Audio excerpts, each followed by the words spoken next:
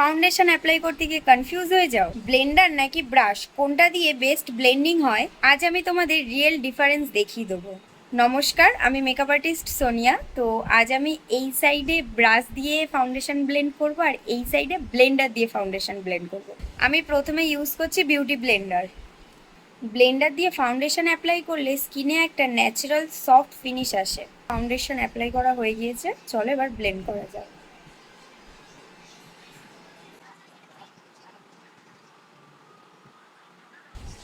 দেখো, এটা একদম স্কিনের সাথে স্মুথলি মিক্স হয়ে গেল। দেখো, এবার আমি ইউজ করব ফাউন্ডেশন ব্রাশ। ব্রাশ দিয়ে ফাউন্ডেশন অ্যাপ্লাই করলে কভারেজটা একটু বেশি পাওয়া যায়, মানে ফুল কভারেজ লুকের জন্য বেস্ট। কিন্তু যদি ঠিক করে ব্লেন্ড না করো তাহলে ব্রাশ মার্ক থাকতেই পারে। চলো ব্রাশ দিয়ে ফাউন্ডেশনটা অ্যাপ্লাই করে নিই।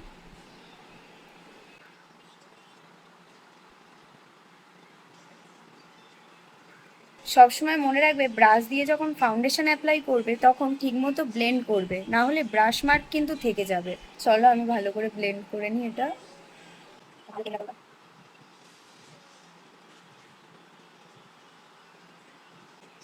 গাইজ, আমার স্টিল প্লেটটা হচ্ছে আমার আয়নার মতো কাজ করছে। আয়না আছে ঘরে, কিন্তু এখন বার করতে ভালো লাগছে না আমার, তাই এটা দিয়ে কাজ চালিয়ে দিচ্ছি। দেখো, এক সাইডে ব্লেন্ডার ন্যাচারাল ফিনিশ আর এক সাইডে ব্রাশ ফুল কভারেজ।